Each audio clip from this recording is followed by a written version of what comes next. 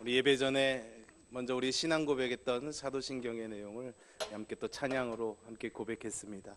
이 신앙의 고백이 오늘 예배하는 여러분들의 삶에도 항상 이어지고 그 신앙의 고백을 따라서 하나님이 여러분들과 동행하시며 은혜 주시고 또 복 주시는 그런 삶이 되기를 주님의 이름으로 축복합니다. 제가 뭘 가지고 있어서 드리는 건 아닙니다. 그러나 이 예배의 주인 되어 주시고 우리가 드리는 이 예배를 받으시는 하늘에 계신 하나님 아버지가 풍성하신 이 세상을 지으신 아버지이시기에 제가 하나님의 그런 명령을 위임받은 목사로서 여러분들에게 그런 축복을 전해드리는 것입니다. 믿음의 눈을 들어서 하나님과 항상 동행하시면서 복된 삶을 살 수 있기를 간절히 소망합니다. 더불어서 오늘 저희가 오늘 해피데이 전도 축제인데요. 더불어 이렇게 우리 교회와 우리 성도들의 지인으로서 초청받아서 오신 분들 주님의 이름으로 환영하고 축복합니다. 여러분들의 귀한 시간을 내셔서 오신 것을 제가 잘 압니다. 정말 귀하고 소중한 시간을 내주셔서 와주셔서 감사하고요. 또 이렇게 오시게 된 것이요, 사실은 우리가 계획하고 우리 사람의 생각이 아니라 하나님께서 여러분들에게 은혜와 복을 주시려는 그런 인도하심이 있었던 것인 줄로 믿습니다. 여러분 좀 예배의 순서나 이런 시간들이 좀 익숙하지 않으니까 불편하실 수도 있겠지만은요, 편안한 마음으로 이 시간 또 하나님께서 저를 통해서 주시는 이 말씀을 잘 들으시고 이 말을 듣는 가운데 여러분들의 마음에 어떤 평안과 하나님 주시는 그런 은혜가 넘칠 수 있기를 간절히 소원합니다. 오늘 우리가 함께 읽은 말씀은요, 예수님이 하신 말씀입니다. 제가 다시 한번 읽자면, 수고하고 무거운 짐진 자들아 다 내게로 오라, 내가 너희를 쉬게 하리라 라고 말씀하셨죠. 이 말은요, 어쩌면 우리 인생의 그런 현주소, 우리의 살아가는 삶의 모습을 있는 그대로 보여주는 말씀이다, 이렇게 말할 수가 있습니다. 그렇지 않습니까? 여러분, 인생이 참 수고롭고 고됩니다. 그렇죠? 여러분 동의하십니까? 여러 가지 어려운 것도 있고, 이것만 참 없었으면 좋겠다, 이것 때문에 참 너무 힘들다, 이것만 없으면 내가 참 마음 편하게 살 수 있는데, 막 그렇게 생각되는 경우들이 있죠. 짐이라고 표현하긴 그렇지만 저도 항상 이렇게 예배 드릴 때 여러분들에게 말씀을 나누는 이것이 저에게는 큰 짐입니다. 설교만 안 해도 목회하는 게 참 재밌을 것 같습니다. 한 이틀 정도를 이 설교 한 편을 만들기 위해서 굉장히 애를 많이 쓰거든요. 근데 새벽 예배 설교에, 수요 예배에, 오후 예배, 일주일에 여러 편의 설교를 하면 사실 시간에 굉장히 많이 쫓겨서 부담이 됩니다. 하지만 제가 하는 일이 아니니까, 그죠? 하나님 주시는 말씀이니까 정말 하나님 하시는 그 말씀에 날마다 귀를 기울이면서 여러분들에게 전하죠.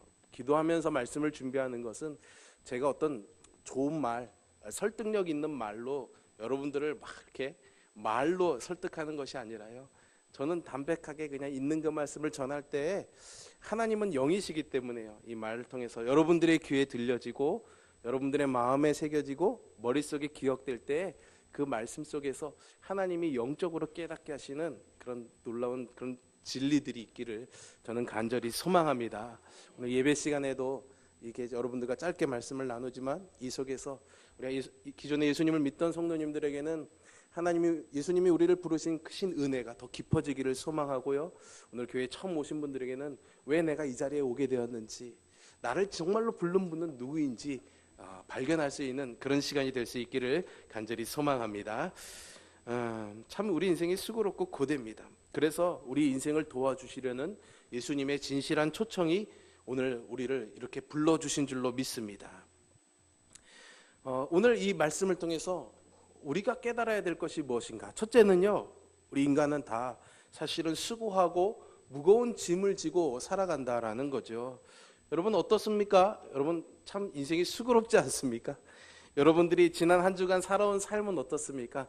바쁘고 피곤한 시간들을 보내시면서 어떻게 보면 참 쉬고 싶다라는 생각이 간절한 이 시간이 아닐까 하는 그런 생각을 해봅니다. 그런 마음을 가지고 오늘 예배하는 이 자리에 오신 여러분들에게 오늘 주님이 말씀하시는 것처럼 쉼을 주시고 안식을 주시고 평안을 주시기를 간절히 소원합니다. 여러분들한테 우리 인생살이가 얼마나 고된가를 어떻게 하면 잘 설명드릴 수 있을까 하다가 제가 문득 생각난 그림이 하나 있습니다. 그림을 하나 보여드리고 싶습니다. 한번 그림을 보여주세요. 방송실 그림 하나 보여주세요. 네. 여러분 그림 보이십니까? 예, 이 그림이 어떤 그림인지 아세요? 예, 이 그림이 어떤 그림입니까? 예? 뭐라고요? 행상. 어떻게 하셨습니까? 아, 여기 써 있군요. 아, 누가 썼을까? 나는 퀴즈 내려고 안 냈는데. 아, 참. 여러분 행상이 뭔지 아시죠? 옛날에 이렇게 보따리찜 장사하신. 제가 알기로는 우리 교인들 중에도 옛날에 그저 예전에 여기 홍천군 막 장터를 다니면서 열심히 장사하시면서 오늘까지 살아오신 분들이 있는 줄로 압니다. 여러분 여기 이분이 그림의 화가는요 김홍도입니다. 김홍도. 예, 홍도 씨 아십니까? 예, 김홍도 씨요. 조선 시대에 이 서민들의 삶을 아주 풍자적이고 해학적으로 잘 그려낸 아주 유명한 화가이지요. 네, 그분이 그린 그림 행상이라는 그림입니다. 그냥 단순한 그림이 아니라 사실 이 그림 안에 선 하나하나에 표정 하나하나 눈빛 하나하나에 그 당시에 서민의 삶을 아주 잘 담아내고 있는 그림으로 평가받고 있어요. 여러분들이 보시기에도 참 고단한 인생처럼 보이지 않습니까? 예. 보기에도 행색이 남루한 이 남편의 등쯤에는 술통같이 보이는 그 나무통이 무겁게 얹혀져 있습니다. 그리고 큼지막한 광주리를 머리에 이고 그 무게에 못 이겨서 고개가 이렇게 약간 기울어진 이 아내의 등에는요 거기다가 곤히 잠든 아기, 젖먹이 아기가 등에 엎혀져 있죠. 아이를 먼저 업고 그 위에 저고리를 입었습니다. 사실은 그냥 옷만 입어도 불편한데 아이를 업고 그 위에 옷을 입었으니까 얼마나 불편하겠습니까? 하지만 아이가 떨어지지 않게 보호하려는 그런 엄마로서의 모정, 그것이 참 보이는 것 같습니다. 자식이 부모에게 얼마나 큰 짐인지, 그쵸 여러분? 자식이 짐이죠? 얼마나 큰 짐인지 아주 잘 보여주는 그림이 아닐까 하는 생각을 해봅니다. 아, 여러분 이 그림을 보면 막 이제 스토리가 막 생각이 나야 됩니다. 여러분 여기서 막 두 부부가 나누는 대화가 들리십니까? 막 이제 서로 장사를 하기 위해서 집을 떠나면서 헤어지는 장면 같아요. 제가 보기에는 남편은 걱정스러운 눈빛으로 아내를 보면서 무언가를 당부하는 것 같아요. 아내도 남편을 잘 이렇게 멀리 떠나보면서 다녀오는 길 몸조심히 잘 다녀오라고 그렇게 말하는 것 같지 않습니까? 각자의 등과 머리에 얹은 무거운 짐도 굉장히 참 버거워 보이는데요. 사실은 인생의 가난한 그 짐이 이들에게 얹혀져 있는 것이 보이니까 더 인생의 애환이 느껴지는 그런 그림 같아 보입니다. 이 행상의 부부의 모습에서 우리는 우리 인생의 수고로움을 발견할 수가 있습니다. 사실 우리네 모습도요, 여기 있는 이 두 주인공처럼 그런 옷을 입지 않고 그들과 옷과 시대가 바뀌었다 뿐이지 사실은 이 그림 속의 고단한 인생이나 우리네 인생이나 사실은 별반 다를 것이 없지 않나 생각해 봅니다. 이 부부처럼 요즘도 우리는 열심히 맞벌이하는 부부들도 있고요. 그렇게 열심히 수고하면서 살아가는 분들이 참 많이 있습니다. 그러니까 살자고 열심히 살아가는데 그러다 보니까는 사실은 놓치고 사는 것들도 참 많이 있는 것 같아요. 부부가 맞벌이를 나가다 보니까 아이들은 텅 빈 부모님이 없는 집에 나와야 되기도 하고요. 아니면은 부모님이 퇴근할 때까지 또 아이들도 학교 끝나고 나면 가 있을 데가 없으니까 이 학원 저 학원 학교를 이렇게 학원을 돌아다니면서 저희 아이들이 초등학교를 다니기 시작하니까 그런 게 보이더라고요. 예, 부모님 퇴근 시간에 맞춰서 아이들이 뭘 배우기 위해서가 아니라 퇴근 시간에 맞춰서 시간을 보내기 위해서 학원을 다니는 아이들이 꽤 많이 있더라고요. 참 서글프고 안타까운 현실이 아닌가 하는 생각을 해봅니다.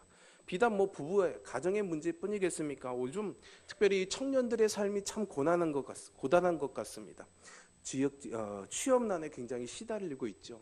안 그래도 우리가 지금 선거 기간이긴 하지만 모든 대통령 후보님들이 내놓는 공약 가운데 가장 중요한 공약이 바로 이 청년 일자리 문제인 것 같습니다. 이달 8일 날 국가 공무원 구급 시험이 치러졌다고 합니다. 근데 이 구급 시험 경쟁률이요 35대 1이었다고 해요. 굉장히 많죠. 그러니까 여러분 100명 중에요 3명 합격하는 겁니다. 그리고 나머지 97명은 또 1년을 기다리면서 준비해야지 되는 거예요. 좀 이런 참 암담한 답답한 현실을 바라보면 야 그래도 그냥 잘 먹고 살아야겠다. 어떻게든 돈을 잘 벌어야겠다라는 그런 강박관념에 우리가 시달릴 수도 있을 것 같습니다. 사실요 여기 있는 저나 여러분은 신앙의 여부에 따라서 여부에 상관없이요. 사실은 우리가 뭘 많이 가진다고 해서 그만큼 행복하지 않다라는 것을 잘 알고 있습니다. 그럼에도 불구하고 그래도 남들만큼은 살아야 되지 않겠느냐, 그런 마음이 있어서 뭔가를 좀 가져보려고 그렇게 수고하고 고생하면서 그렇게 수고의 짐을 살아가고 있습니다. 그러니 우리의 삶에서 언제 이 수고가 끝나겠습니까? 결혼하기 전에는 결혼하면 좀 나아질 것 같아도, 또 결혼하고 나면 아이를 좀 낳으면 나을 것 같아도, 아이를 낳으면은 이 아이가 조금 커서 학교 다니기 시작하면 괜찮을 것 같아도 계속해서 걱정과 수고와 짐은 계속 우리에게 지워지고 있죠. 때로는요, 내가 원하지 않아도요, 뜻하지 않게 누군가의 짐을 내가 또 대신 지고 가야 되는 경우들도 있습니다. 예를 들자면 가족 간에, 특별히 부모님, 연로하신 부모님들이 이제 병중에 들게 계시면 그것도 결국 나의 짐이 되는 거죠. 짐이라고 표현해서 죄송합니다, 여러분. 어르신들이 굉장히 기분 나빠하실 것 같아요. 상징적인 의미에서 내가 책임져야 될 부분이 되는 거지 않습니까? 그래서 제가 신방을 다니면서 우리 어르신들을 위해서 기도해드리면 가장 첫 번째 기도 제목이 건강하신 거예요. 내 몸이 편하기 위해서가 아니라 내가 아프면 우리 자식들이 고생하니까 우리 자식들 고생하지 않게 나 건강하게 해달라고 기도하시는 어르신들이 대부분입니다. 그렇게 뜻하지 않는 그런 짐도 우리가 지고 가야지 됩니다. 근데 여러분, 그렇게 정말 짐을 지고 가는 것처럼 살아갈 때 정말 이게 버겁다라고 느껴질 때요, 누군가가 그런 내 짐을 한 번만 싹 들어주면 참 좋겠다라는 생각이 들 때가 있지 않습니까? 조금 이 내 짐을 누군가가 대신 지고 가준다면 조금 홀가분하게 살 수 있다, 그렇게 생각할 때가 있을 것 같습니다. 여러분들에게는 그런 짐을 대신 져줄 만한 사람이 있습니까? 이 세상에서 내 고민과 문제를 진실로 공감해주고 또 위로해주고 함께 해줄 사람이 있냐라는 것이죠. 사람들에게 설문조사를 했답니다. 힘들 때 나를 도와줄 친구가 있느냐라는 질문을 했는데요, 없다라는 대답을 제일 많이 했던 국가가 바로 OECD 국가 중에서 우리나라가 1등을 했답니다. 좋지 않은 1등 같아요. 진실한 친구가 없다라는 거죠. 사실 우리의 고민과 우리 인생의 짐은 나의 것입니다. 그죠? 대신 누가 져줄 수는 없는 것입니다. 내가 아무리 아프다고 고통을 토로해도 그건 내가 지고 가야만 하는 것이죠. 아무리 나와 함께하고 나를 이해해주는 사람이 있다 할지라도 타인이 나의 짐을 대신 져준다는 것은 결코 쉬운 일은 아닙니다. 그래서 성경은 그런 우리의 인생을 잠언 14장 10절에서 있는 그대로 이렇게 말해주고 있습니다. 마음의 고통은 자기가 알고 마음의 즐거움도 타인이 참여하지 못하느니라. 결국 나의 몫이다라는 거죠. 그런데 여러분, 이런 짐들을 평생 나 혼자 지고 가야 된다면 우리 인생에 무슨 즐거움이 있겠습니까? 그런데요, 오늘 제가 여러분들께 소개하고 싶은 것은 예수님이 그 짐을 대신 져주겠다라고 우리를 초대하고 계신다라는 거죠. 그 짐을 누군가가 대신해 준다면 얼마나 좋겠습니까? 여성분들은 남자들이 군대 얘기하는 거 참 싫어한다고 합니다. 근데 싫어한다고 하면서도 저는 오늘 군대 얘기를 한번 해야 될 것 같습니다. 제가 군대 처음 갔을 때 처음 이제 겨울 동계 훈련을 이제 하게 되었습니다. 계급도 낮은데 하필이면은 저한테 순번이 돌아와가지고 전체가 일주일 동안 야외로 훈련 나가는데 P77이라는 무전기를 제가 매게 됐습니다. 한 10kg에서 예비 배터리까지 달면 한 15kg 정도 되는 무거운 장비예요. 거기다가 다른 사람들이랑 똑같이 4kg 되는 총을 들고 산으로 가서 이제 훈련을 하는 겁니다. 그런데 그때 저희 중대장님이 사실은 조금 지혜롭지 못한 분이었어요. 이 말을 잘 이해하시기를 바랍니다. 그래서 길이 아닌 곳으로, 우리가 넘어야 될 산이 아닌 곳으로 많이 가셨어요. 이 산이 아닌가벼를 너무 많이 하시는 거예요. 그러니까 산을 한 번만 넘어가면 작전이 끝나는데 이 산이 아닌가벼 하니까는 약속된 산을 찾아가야 되니까 길이 아닌 곳으로 산을 정말 수도 없이 넘어갔습니다. 너무 무거운 장비를 메고 계속 따라가다 보니까 너무 힘든 거예요, 제가. 나중에는 호흡도 가빠지고 막 두 다리로 서 있기 너무 힘든 그런 지경이 됐습니다. 계급이라도 좀 높아서 고참이 되면은 이게 후임, 야, 너 일로 와봐. 이것 좀 네가 메고 가.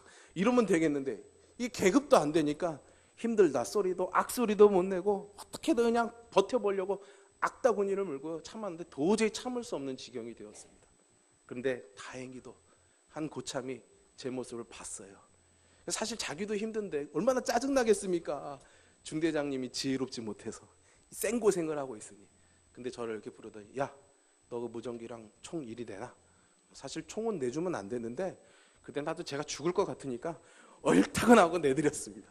그 고참이 제 무전기랑 총을 대신 줘주고 또 반나절을 또 그렇게 돌아다녔어요. 얼마나 고맙고 감사했는지 모릅니다.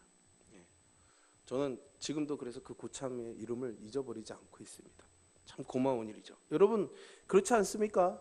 만일 누군가가 정말 내가 감당할 수 없는 그런 무거운 짐을 대신 져준다면은 그보다 고마운 일이 없을 것입니다. 그런 고통과 슬픔이 나를 짓눌러서 악소리조차 내지 못할 때, 그냥 속으로 그냥 곱씹어 삼킬 때, 그럴 때 여러분 있지 않습니까? 아무도 그런 내 마음의 슬픔과 아픔을 알아주지 못해도, 여러분, 오늘 수고하고 무거운 짐진 자들아 내게로 오라 하신 이 예수님은요, 그런 우리의 고통을 결코 지나치지 않으시는 분입니다. 저의 무전기를 대신 져줬던 고참처럼 말이죠. 그렇다고 그 고참이 예수님이란 말은 아닙니다, 여러분. 우리의 어깨에 얹혀진 무거운 짐을 우리 예수님은 안쓰럽게 보시면서 도와주기를 원하십니다. 그래서 시편 31편 7절의 말씀에 성경에는요 이렇게 말하고 있습니다. 내가 주의 인자하심을 기뻐하며 즐거워할 것은 주께서 나의 고난을 보시고 환난 중에 있는 내 영혼을 아셨다라고 말입니다. 힘들어하는 나를 아셨다라고 말하고 있는 거예요. 저는 성경의 말씀 중에서요, 하나님이 내 머리카락을 세신 바와 같이 나를 잘 아신다, 이해하신다라는 이 말씀이 참 좋습니다. 여러분, 힘들고 어려울 때 누군가에게 나의 그런 힘듦을 토로하지 못하고 있을 때 그거를 알아주고 이해해준다는 것만으로도 얼마나 큰 힘이 되겠습니까? 주님이 그러신다라는 거예요. 내 마음을 잘 알고 내 형편을 잘 알고 계시기 때문에 위로가 되는 줄로 믿습니다. 그렇게 나를 잘 아시기 때문에 나를 도와주시고 인도해 주실 수가 있는 것이죠. 주님의 이 사랑은 하나님의 축복을 잃어버리고 죄의 무거운 짐과 인생의 수고로운 짐을 살아가고 있는 저와 여러분, 우리 모두를 향해서 내게로 오라 이렇게 말씀하시는 줄로 믿습니다. 그래, 또 우리가 살펴볼 것은 주님께서 그냥 내게로 오라라고만 말씀하신 것이 아니라 와서 쉬라고 하신 거예요. 쉬라고. 누구나 우리 인생의 수고로운 짐들을 내려놓고 싶어 합니다. 만약 이 문제를 한 번에 해결할 수 있는 그런 전능하신 뭔가 능력이 있는 분이 계시다면은 그분에게 우리의 것들을 정말 맡겨버리고 새털같이 가벼운 마음으로 인생을 살아가고 싶을 것입니다. 그런데 여러분, 중요한 것은요, 믿고 맡길 수 있어야 되는 거잖아요. 그죠? 네. 그러니까 주님이 내게로 와서 쉬어라 라고 말했지만 이 말을 신뢰할 수 없으면은 아무나 나올 수가 없는 것입니다. 그분이 정말 믿을 만한 분이어야 우리가 가벼운 마음으로, 정말 기쁜 마음으로 나갈 수가 있는 거죠. 날씨가 좋아지니까 저도 여러 교회 연합이나 이런 목사님들 연합에 이런데 행사들을 많이 가게 되는데 체육 행사가 많이 있습니다. 지난 주말에도 족구 대회를 갔다 왔습니다. 제가 몸은 이래도 공은 좀 찹니다. 빠르지는 못해도 정확하게는 찹니다. 족구를 하는데 세타를 했어요. 공을 공격할 수 있게 띄워주는 거. 그런데요, 정말 공을 어떻게 띄워줘도 멋있게 공격을 잘하는 공격수가 딱 자리를 잡고 있으면요, 공을 띄워줄 때 마음이 참 편합니다. 그러니까 오히려 더 좋은 공을 이렇게 띄워줄 수가 있어요. 근데 공격수가 좀 실수도 많고 불안불안하면요, 어떻게든 이 사람한테 잘 줘야 된다는 마음의 부담이 자꾸만 커지니까 실수도 자꾸 많아지더라고요. 믿을 만한 사람에게 있으면 가벼운 마음으로 맡기고 편안하게 살아갈 수 있지만 믿지 못하면 이렇게 불안하고 떨리고 실수가 반복될 수밖에 없는 것이죠. 그러니까 사실은 오늘 내게로 오라 하신 이 주님의 말씀을 들을 때 정말 예수 그리스도가 믿을 만한 분인가 우리가 확인할 수 있어야지 되는데요. 저는 오늘 예배하는 우리 성도님들에게 또 오늘 교회를 처음 찾아오신 분들에게 예수 그리스도를 소개하는 것입니다. 좀 이따가 우리가 헌금하고 또 영상을 제가 하나 영상 메시지를 보여드릴 것인데 거기에서도 예수님을 소개합니다. 예수님께서는 지금으로부터 2000년 전 이 땅에 오신 분이십니다. 하나님이신데 인간의 몸으로 오셨고 33년을 이 땅에서 살아가시다가 여기 있는 저와 여러분 우리 모두의 죄를 위해서 십자가에 죽으셨다가 부활하신 분이십니다. 그분이 오늘 우리에게 내게로 오라, 내가 너희를 쉬게 하리라 말씀하시는데요. 여러분 한번 생각해 보세요. 이 말이요, 사실은 쉽게 아무나 할 수 있는 말이 아닙니다. 내게로 와, 내가 다 책임질게. 이 말이 얼마나 무서운 말이에요. 그죠? 와서 이것도 주세요, 저것도 주세요. 그러면 감당할 수 없으면 할 수가 없죠. 주님이 그렇게 말씀하신 이유는 그분이 그냥 한 인간으로서, 성자로서 인격적으로, 인간적으로 훌륭하신 분이기 때문이 아니라 바로 살아계신 하나님이시고 하나님의 아들로서 이 땅에 오셔서 우리를 구원하실 메시아이시기 때문인 줄로 믿으시기를 바랍니다. 여러분, 예수님이 이 땅에 오셔서 말씀하실 때 만약 자기가 갖고 있는 권세와 하는 말들로 인해서 어떤 명예와 이익을 얻고자 했다면요, 내게로 와서 쉬라 하신 이 말씀의 결과가 어땠을까요? 사람들이 막 모여 들어와서 그분의 능력을 보고 야, 이분 대단하다, 그래서 그분을 막 왕으로 모시고 그래야 되지 않습니까? 우리가 흔히 말하는 소위 인생의 성공 스토리를 써나가야 되는 겁니다. 그런데 그분의 인생은 우리의 인간적인 판단으로 보기에는 성공 스토리가 아니었습니다. 사형수로 죽었습니다. 사형수로. 십자가라는, 지금은 우리가 믿는 사람들에게는 십자가가 좋은 의미이지만 지금으로 치면 교수형입니다. 교수형. 여러분, 누구나 피하고 싶고 부끄러운 십자가에서 죽으셨고 그것을 통해서 우리를 구원하신 그런 삶을 사셨습니다. 그러니 그분이 하신 말씀은 참된 진리다라고 말할 수가 있는 것이죠.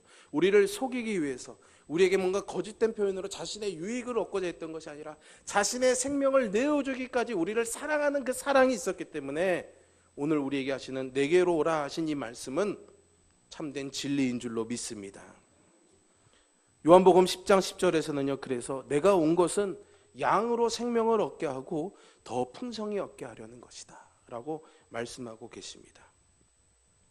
주님께서 우리의 죄를 대신 지시고 십자가에 죽으셨으며 부활하셨다는 소식은 그래서 우리에게 좋은 소식이 되는 줄로 믿습니다. 그래서 우리는 이것을 기쁜 소식, 복된 소식, 그래서 복음이다 이렇게 말하고 있습니다. 여러분, 우리가 영혼의 아버지이신 하나님 앞에 나가기 전까지는 우리에게 참된 안식은 없습니다. 왜냐하면 우리 인생의 원초적인 질문에 대한 답을 얻지 못하기 때문이죠. 우리 인생이 어디서 왔으며 어디로 가는지에 대한 답을 얻지 못하기 때문입니다. 여러분, 목적지 없이 한번 길을 나서 본 적이 있으십니까? 목적지가 없이 길을 나서면 답답하고 막막하고 두렵고 떨립니다. 마찬가지로 우리 인생의 길 가운데도 목적지 없이 그것을 모르고 우리가 나선다면 죽음이 두렵고 인생에 대한 허무감을 느낄 수밖에 없습니다. 염려와 걱정을 안고 살아갈 수밖에 없는 것이죠. 그러나 그런 인생의 해답을 얻고 살아간다면 그런 인생의 무거운 짐들을 벗어난 삶을 살 수 있습니다. 영원한 천국으로 우리를 인도해 주시고 구원해 주신다는 창조주 하나님의 사랑을 우리가 안다면 이 세상의 어떤 것보다도 우리는 든든한 믿음으로 살아갈 수가 있는 것이죠.